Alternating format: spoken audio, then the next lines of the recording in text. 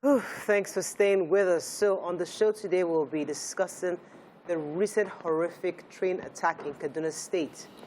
On Monday, armed bandits attacked passenger train along the Abuja-Kaduna track. According to reports, several people were killed, while many others were abducted by the terrorists during the attack between Kateri and Rijana. These Rijana communities in Kaduna State. In less than 24 hours, terrorists attacked another train station along the Abuja-Kaduna track after this previous one that we're talking about. Now, joining us on the show is the Managing Director, Nigerian Railway Corporation, Mr. Fidet Okiria. Also joining us later on is the security perspective, to get the security perspective, Mr. Chukwuma Okewa, a security expert. You can join the conversation later on. You can call us on 081-270-53687. 091-390-7694. You can also tweet to us at TVC Connect. We'll be happy to hear your comments. All right, so before we bring in our guests, which I'm not sure they are connected yet, you see, on social media, on TV, on WhatsApp messages, we've been going around with this, especially the young doctor that died. We heard that she was actually en route out of this country, to escape this Nigeria that many people are trying to escape. And she resigned from her job last month thinking that she'll be on her way. Really, when you say a life cut short, and what is even more damning is the fact that they were young boys, 18 to 22. These are kids who are probably being conditioned to see that these are the enemies, blow them up. So it goes back to that foundation of where is our security, at what point, why are we always reactionary, as Waike said earlier?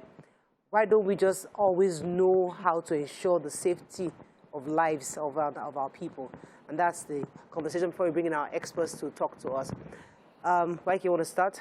Yeah, I watched Amici, and when they were interviewing him, and he was complaining that he had been asking for these devices for a while, and now it's even going to cost triple what he asked for, because when he asked for it, it was $200 to the Naira. At that time, it was 3 billion. That only he doesn't even know how much it's going to cost now. And he was beside himself. Yeah.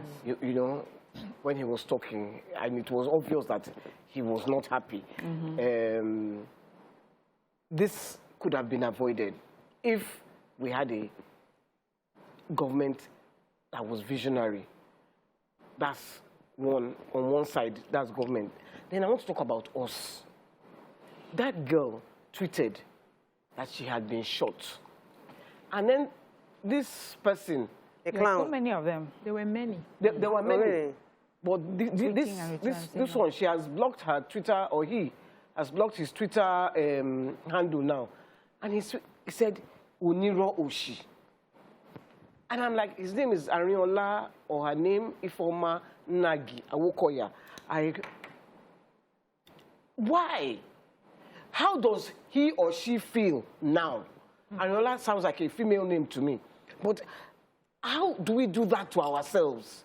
Someone is tweeting, I have been shot, and you start to abuse the person, and then everybody follows you to abuse the person. How do they feel?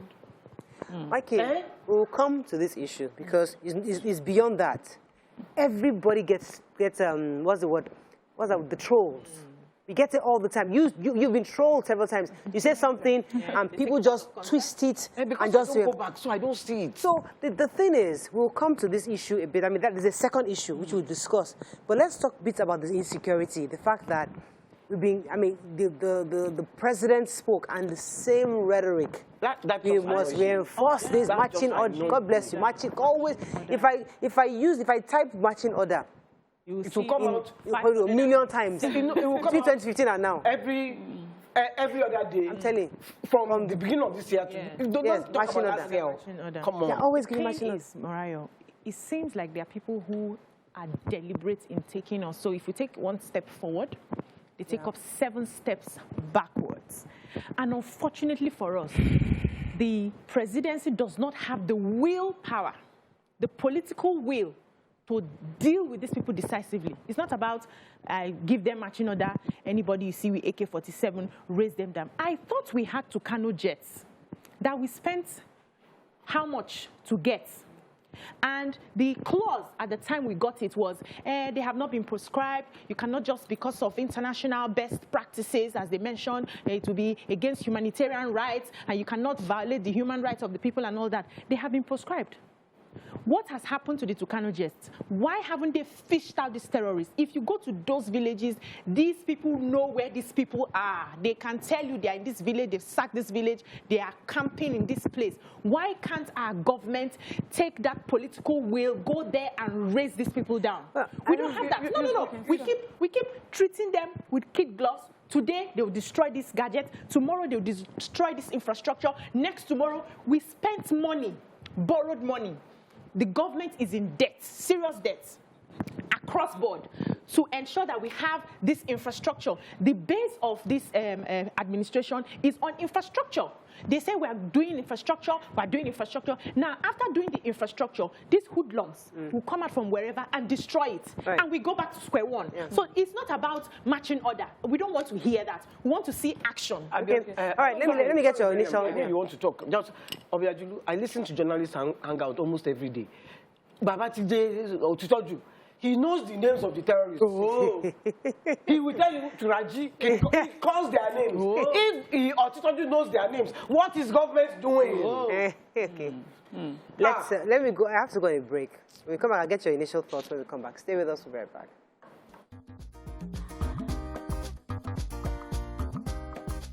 Stay tuned. Your View will be right back. Thanks for staying with us. So we're still talking about this train attacks, and let me get Mariam's initial views before we move to other angles. What has happened here, and listening to the Minister for Transportation's, what he said when he got there, it just shows that a lot of people are not doing what they are meant to do. We're not taking responsibility for what we should be taking responsibility for. We're in government, we're in offices, and we're not really doing our job. And when something happens, we look for who to blame. So every time, we say political will, and many people would look at political will like when you come out with a gun and shoot everyone down. But political will starts from the very beginning. The Minister for Transportation says this could have been averted if the digital system needed for security surveillance and everything was gotten. But the process to get it was so long and so tedious, and they did not get that. Why?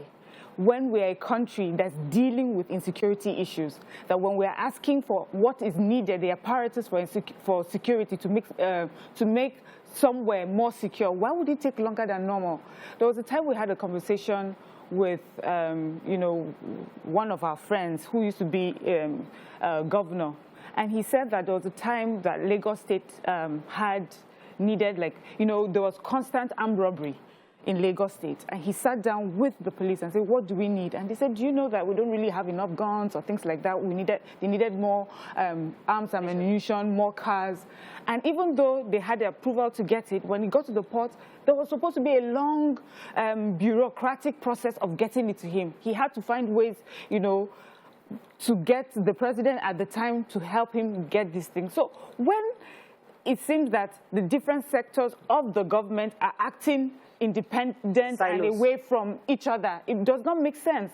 If an infrastructure is laid out, the next thing should be the security, because that's what we're dealing with.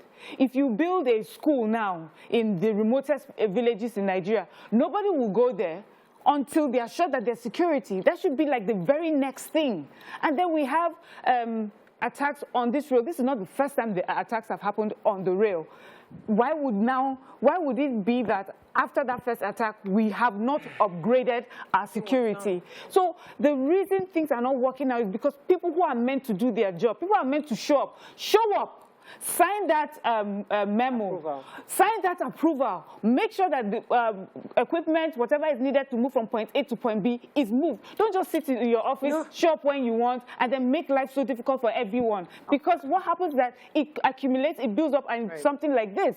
I was even reading the papers today, and somebody from the TUC, because they lost 2 of their members, I mean, really, really sad, was saying that they had warned their members not to travel at night. And I'm thinking to myself that they kept saying don't travel at night, but I'm thinking, if there was an inclination that there's an issue of safety, which we know, why do we have night trains? These are things that could have been reviewed because of, and there's always something called intelligence. You know, sometimes you have an idea these things are going to happen. Sometimes you don't, yes. But that's why we need surveillance cameras across certain areas. So that's what you're saying, that we don't have it because the Minister of Transportation is frustrated because he tried to get it, but bureaucracy within the civil service makes it hard. So there are multiple factors that causes this kind of thing, but how do we therefore move forward from this? I mean, there's no way we cannot get emotional because people are saying there's facts and there's emotions. Yeah. Right now we're on the emotional trail because people have died. My own problem with the government is the way they always cover up the issues. No, that's the second. The Kaduna Why airport, would you assume there's a cover-up? Let me ask you. the Kaduna airport happened. Yes. Everybody was saying Kaduna airport was attacked. When government came out with their statement, they said, no, we repelled them. Nothing happened. We heard. When this one happened, yesterday, Mariam was reading the paper. It said, no, the security operatives came, they saved everybody, they took charge. That is not what happened. The real story is that they came out, there was a bomb, the train derailed. What they put in the paper that Mariam read yesterday was the train stopped because of the... I also read. And I said, hold on, and I said to Mariam, I said, if it was because they shot at it, why didn't it continue moving? But they are now saying that is why the train stopped. Of course, that's not why the train derailed. It has been shown now. We have seen the train, the videos now.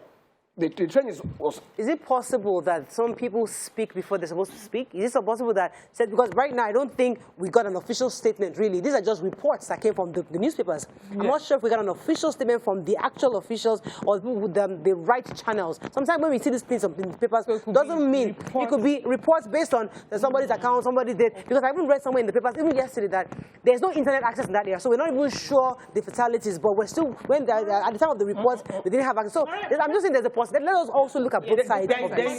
This is... We're not always assume the government... in the dark ages. Yes. There is no reason there shouldn't be internet in that area. There are some areas... Listen, go anywhere you go in Europe. Hold on. Nigeria is in dark ages. Let us be reality. Let us stop comparing Europe. I said we are not living... I didn't say Nigeria is not in it. I said we are not living in the dark ages.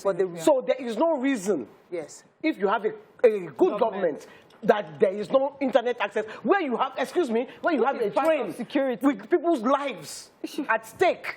Mariam. And don't tell me there is no internet in the... Because that girl tweeted that I have been shot. For her tweet to come, there was internet. I am telling you what I read in the papers yesterday. That's so I'm saying that... If papers have carried it, sorry, I can't accept. If papers have carried it, there is no reason government should not have issued a statement immediately. If papers have gotten the story, government should have been on top of their game. Yes, I agree with you. And you know one thing, the job of the media, the papers, is to cover stories like this. So bring it to the fore. That's why we can even tell if there's a government is trying to cover up, if government is on top of the game. They are the watchdogs. So you will not tell them not to cover till they wait, expect them to wait for an official statement. Their job is different. You go there, you see the situation on ground, and you cover it to the best. You cover to the best of your ability. And when you are done with that, if the government now checks and verifies and, it talks to the agencies involved and they now come up with a statement, that's a different thing. But you cannot tell them not to wait. You cannot tell them not to cover you and I on this too have complained. One paper says 3 bodies, now says 10 bodies. No, it's wrong. Somebody's reading the paper, you are saying 10 bodies, you are saying 2, you are saying 5, because you're reading 3 different papers. Wait for the official statement from the government. From the government. You see, listen, you choose. Do you want a government or you want a banana republic? No, this is what we have. Do you want a government or you want a banana republic? Should we all just be mad people? Because we said it that time. We can all choose to say, we don't, only this kind of people should be government. We don't want to be part of it. But you know what? You're going to get what you get. Because if you're putting the monkeys in front, the monkeys will rule you. Okay, so this event that was happening, it took 2 hours for security agencies to get there. I hope you're aware. So everybody should have waited till government decides to wake up and do what it's supposed to do. Listen, what you can say, okay, hold on, please. Just give me a moment. What you can say is, when we are, if peradventure you're not sure of the numbers, you can state it there that we have not gotten the right numbers. But from what you have gotten, this and this and this is what we saw. You can state it there. So you leave room for correction when the government now comes to do that. But I wanted to say something because I think you mentioned about political will and all that. When you as a leader give an instruction that this is the way we are going in terms of insecurity, we're supposed to do this and do that, then you go and sleep. and you expect people who naturally wants their belly food, they're complacent to do the job. You're supposed to be on top of it. Who is supposed to hold them accountable? Who is supposed to evaluate them? Who is supposed to check that the things we say we want to have, why am I not having it? Who are you sacking? Who are you suspending for not doing the job they're supposed to do? You go and sleep, and then you come and say, I've tried my best, though. The ministry that was supposed to handle it, bureaucratic bottleneck. And she mentioned an example which was very correct. This particular governor went straight to the president and said, I need so and so number of guns. Give it to me now. And the president responded. Let us stand up and do the job we're supposed to do. No, that's how they are still forming some committee to let us know who brought in the bad fuel. We still don't know who brought in the bad fuel. Let me take this caller. Good morning, are you there? Sorry for keeping you for 6 minutes. Sorry, Jerry. Hello, good morning, are you there? Okay, Mariam, go ahead, please. Just to respond to the conversation. First of all, I think it's also on us when we read in the papers to confirm if they're saying it's from official sources or from eyewitness own, because really when I read what I read in the papers yesterday said an anonymous source who didn't want to be named. So I guess that's official. So when we talk about it, we should be careful to say if it's government that put this out or if it's an eyewitness account or just a reporter making his report. And I think that would just show that we're being fair in that. Then, There's nothing to be fair about. We should bring out the statements. Okay. But secondly, it is a fact that government always tries to downplay the effect of things like this. All over the world. In Plateau State, there will be, when there was crisis, you would find that people, when you go into those places yourself, you will see the number of people that have passed, houses that have been raised, and yet when it's reported in the papers, it's reported, the numbers much smaller. And I guess maybe we have someone coming in, a security person coming in. I don't know if it's a strategy, if it's a security strategy, a form to maybe not heighten already heightened emotions, but I don't think it's the right thing to do, and I don't think it's fair. Let people know exactly what is happening, and then people will take the right action. If something bad happens and is not well reported, the attitude really for me yesterday after I read in that paper was almost like the train came, they tried to shoot at the train, but the military was there immediately to take care. Meanwhile, there were people in that train crying for their lives, hoping that government, the military will come. And it took a while for the military to get to them. So it's important we always stick to the facts. All right, let me go on a quick break. When we come back, we'll bring in our experts. Stay with us. We'll be right back.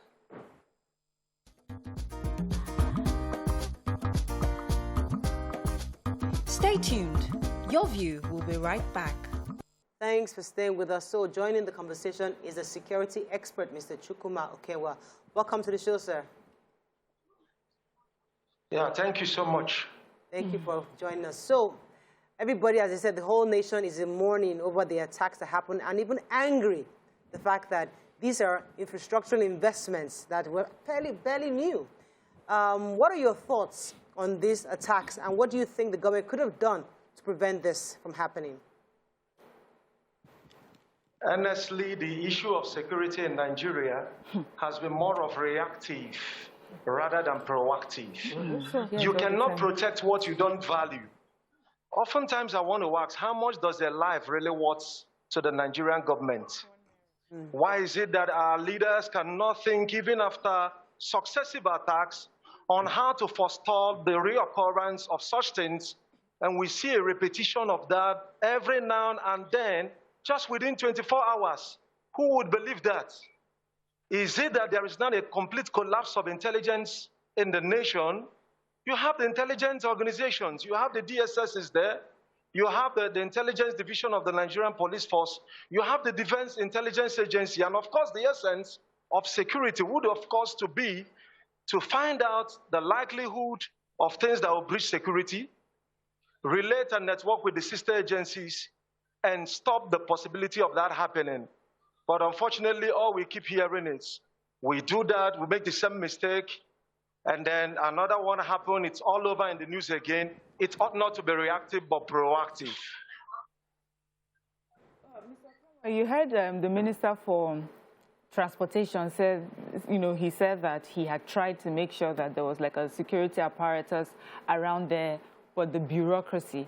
So when you hear that as a security person, do you think he did enough? Do you think that there was anything he could have done? And is it a government thing that, they sort of sabotage themselves by not understanding exactly what is needed to make, to keep us safe?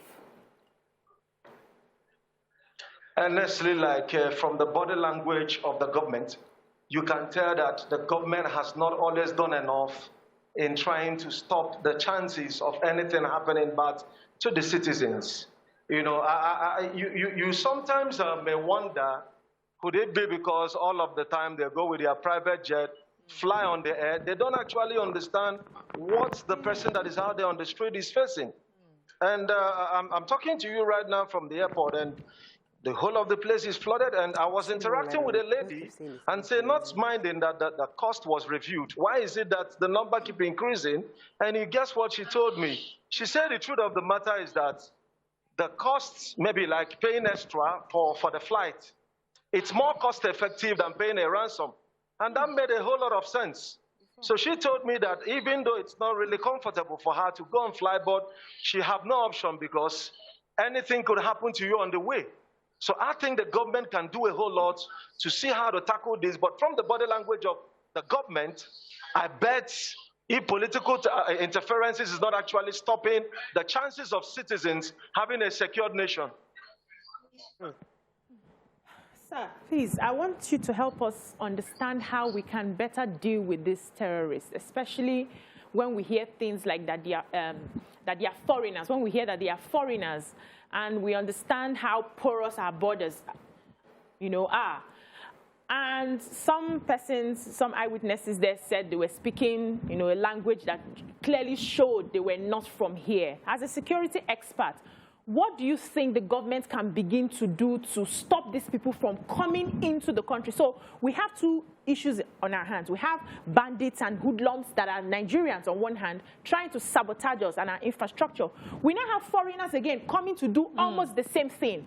How do we pick the battle? How do we fight them one at a time? Because I don't think we can combine it.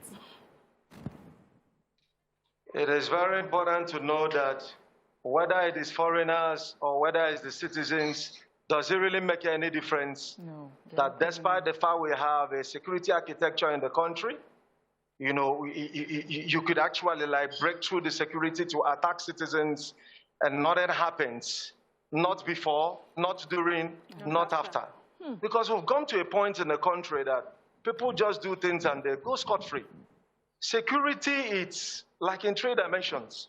First, it has the capacity to stop it from happening at all. Second, when it is happening, like you saw that when they reached out to the military, it took 2 hours. Already the whole thing has, people were already dead, and lots of lives lost, properties.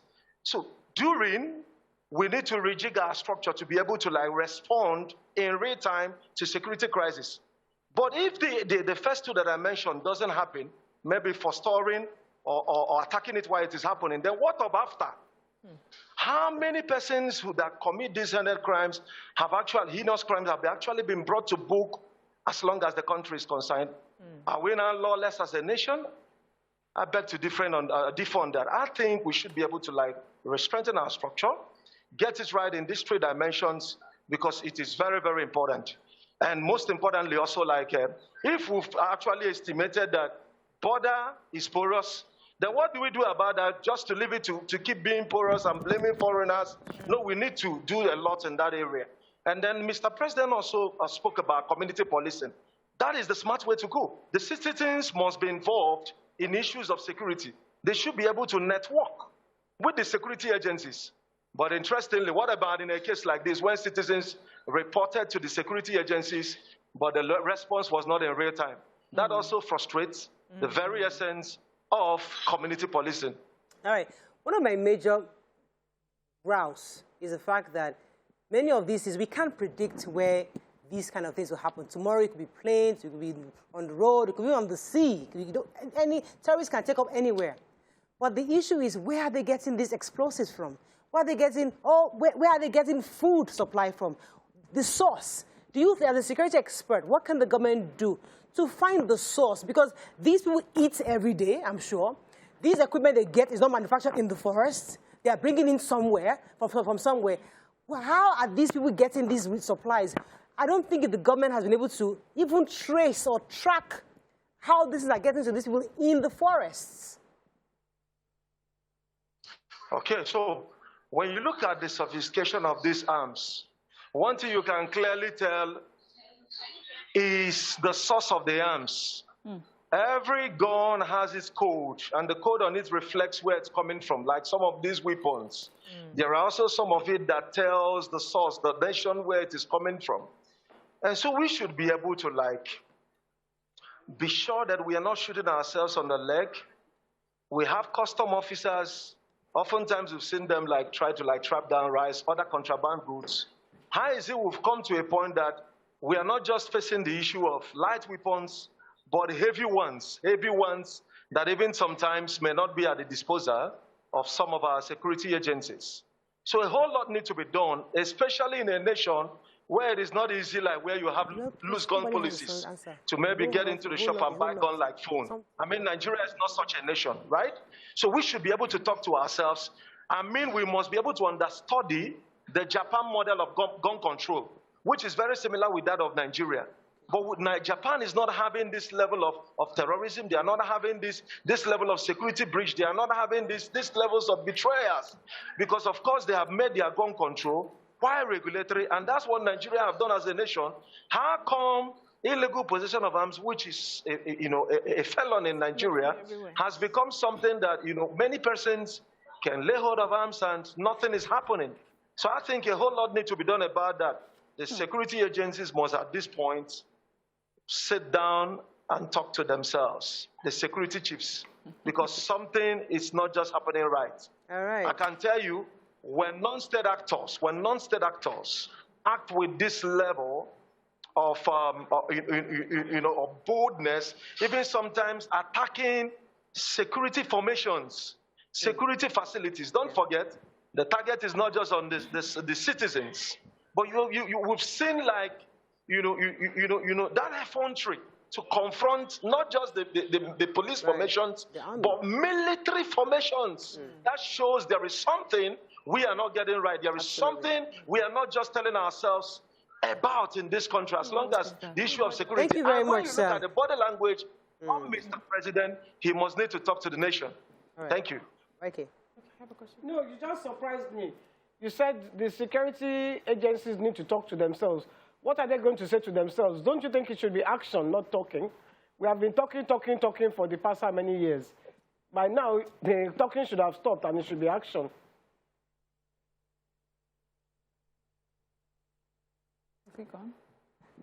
Okay, we're going to go in a break. I think we're having network issues. When we come back, we'll bring in our other guests. Stay with us. We'll be right back.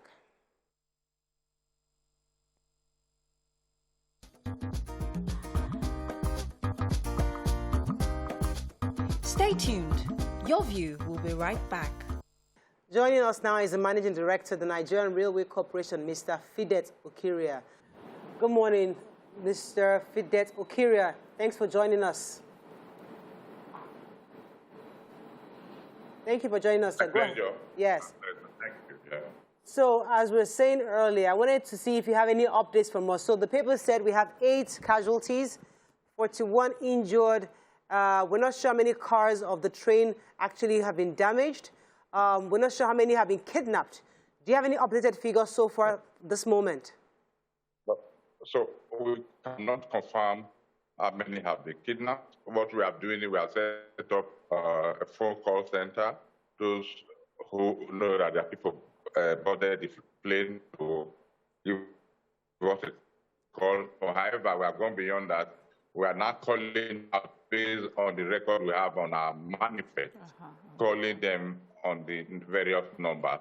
We have most of the people who have called said they are safe, and few of them said they bought for their sibling, and some said they are home and they are safe.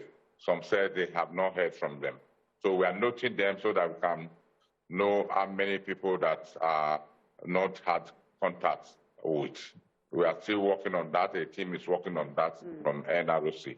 So that's what I can say. I know it's a bit too early. We've not had any additional deaths, but we are leaving to go to the hospital now to see them first and those that we are hospitalized in the 2 places they took them to.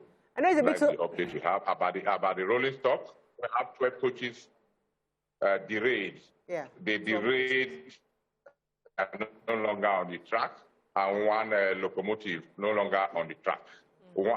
9 coaches were on that train, and those 9 derailed completely because after they blast the track and they remove some of the clips, that one got derailed, and they rescued derailed. But our men are trying to take the necessary material so that we can recover those coaches. They are recoverable, and they can be put to use. Some of them immediately. All right. Excuse me, sir. There was report of another attack yesterday in Gidan. Is that true? What I can say on that, there was no attack at the station or on the train. We had 3 ministers on that train, and a lot of that people, the train that we used to visit the site. We rode on the train. What we learned of that there was a guardian, there is a station within the town. There was some attack, and the road blocked. The road was, I didn't see it. The bandits blocked the road, and as a result, our station staff had to go. They called us. I was there. They called their supervisor, and I was with the supervisor. I just asked them, please look for a place to hide. But by the time our train got to the station, they came out and gave us the signal and the right authority to move ahead to Abuja. That's how we arrived at Abuja. As for attacking the station, there was nothing like that. I can confirm that. Okay. But there was skirmishes within that village. Mr. Okiria, please, could you help us understand from station where you take off to where they were headed, how long is this journey? And I would also like to know what security measures are at the station, what it looks like on the way there. Is it that there's no form of security? See, let me explain. Like the airlines now, airports, when the plane takes off, you can see all the people in that office. They can tell you where the plane is going to the next point, where it is. Do we have that sort of infrastructure or apparatus with the railway corporation? Well, we have what we call a block session. Within a session, the next person can relate so that you don't have a confusion set up. But we are trying to improve on our digital communication, and which will imbibe the security and safety so that you can watch real time. If you go to a Butemeta, the building is there now. The monitoring system is being set up, and that one will come into use within the next few months on the Lagos-Ibadan. That's an improvement of what we have on Abuja-Kaduna, which we are intending very soon on that. Apart from that, there is a special procurement process that we put in place that passed all and just within approval. And we hope sooner than later it will be approved so that we can start deploying them into so that we can see the movement of the train even on my phone or in my office. We have dedicated staff, what's called the Operational Control Center, where they monitor the trains. That's where we are heading to. But on the track, we are saying we should have drones, we should have satellite imaging to have view so that if there is something like a non-authorized person on the track, they will be noticed, and that one will give us information, and either an alarm is raised or the security that will be linked to the security, and they will take action immediately. Right. Okay. Okay, so for me, it's obvious that the terrorists have declared war against every Nigerian, especially those living in those parts. What plans do you have going forward to ensure that you have some amount of security operatives that are very equipped to be in the trains, at least for now, till we can set up all the gadgets that we need? Even before we started the Kaduna-Abuja, there's a team set up that headed at the DMI's office with our main police, DSS, and everybody. They meet regularly and provide provision, and they provide the next stage to go. And we have after the last incident in October, the Air Force has also been taken as a responsibility to use helicopter to monitor the track. And sometimes they give us, when they notice something, they send us those confidential information. And once it's clear, we operate. I don't know how this one beats everybody. This is not the first time they tried to do something, but they were caught on the act, and it was they were dispatched, and nobody knew of that. Okay. So okay, that means that they didn't notice this one. 10 reports that people are moving from here to here, and they suspect them of trying to do something, and they are moving in, and we should be aware of this, and they are doing this, they are doing that. I'm not sure I got that clearly. I want to be sure, sir, I'm not sure I got you clearly. Are you saying that usually we have security operatives on the train and they usually repel these kind of things that happen, and we've never heard of those things, but in this case, they just weren't aware or they went on the train? I want to be clear I understood what you said. No. On this particular train, we had 18 armed uniformed policemen, apart from those non-uniformed. Okay. That repelled when they attacked immediately. Okay. But I think they overpowered them. What I'm saying, we used to get security reports from time to time about certain movements, and the military will move in and ensure that it doesn't happen. Right. Now this 18... We have that. Without that, but we don't put it in the public. Right. But this one, I don't know how...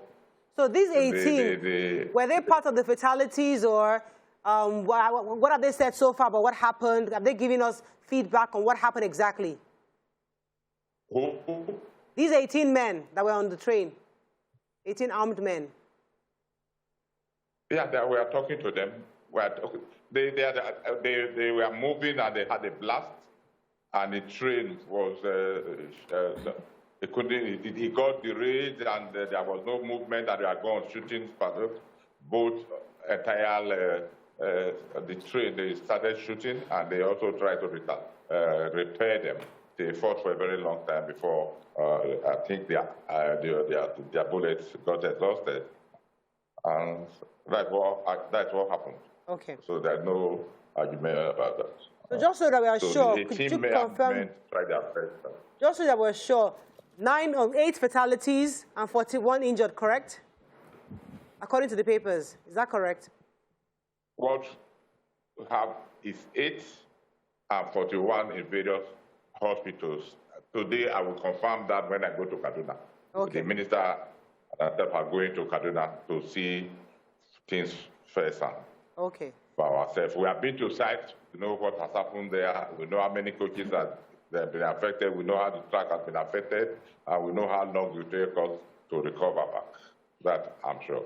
Today we are going to Kaduna, see those, and we are still taking and cross-checking those that were affected, that we have not heard from. The families have not heard from, that are getting in touch even with me directly or to the body we set up. Excuse me, sir, I want to take you back a bit. About a few weeks ago, diesel finished on the train going to Ibadan. Has anybody been sacked, and how did diesel finish on a train? I've explained that we had a technical issue, not diesel follow the train. But based on the knowledge of those that were there, the driver said the diesel failed because there is no diesel. The meter was not giving the correct reading. And people acted swiftly, and it's not in the bush, it's at Papalanto. We have the station at Papalanto. So that's where the major work, the work and everything, that's where our job is. So they brought out some drum of diesel. And all right, we have to, is there any plan to probably visit the family of the deceased? But we don't want to think we are responsible for what happened. There was a technical hitch, and it's not limited to Nigeria. So, all right, I have to wrap up now. After that, we should not pretend we don't even know the situation of the diesel right now. But still, we are meeting up with ensuring that we get diesel on our train. Right. Diesel is not supposed to finish at any time, and diesel is not finished. Okay. All right, we have to wrap up with you right now, but thank you very much. We'll continue to monitor this story because we hope that, just like Beecee was saying, that the officials would visit the families of those who have lost their lives and hopefully they can get some kind of, I don't know, can't even say compensation, doesn't make sense. Or some kind of succor, yeah, let's do that. I'm also to tell you that every passenger on our train is insured. Insured. It's insured, okay. Anybody that has bought ticket is covered with insurance, but we don't, it's not the best way to now be talking about insurance. We want to deliver our passenger goods safely. Right. It's never, we don't want to start resorting to insurance, but however, they are all insured. All right, thank you very much, sir. We have to go now. Let's go on a break. When we come back, our final guest, stay with us. We'll be right back.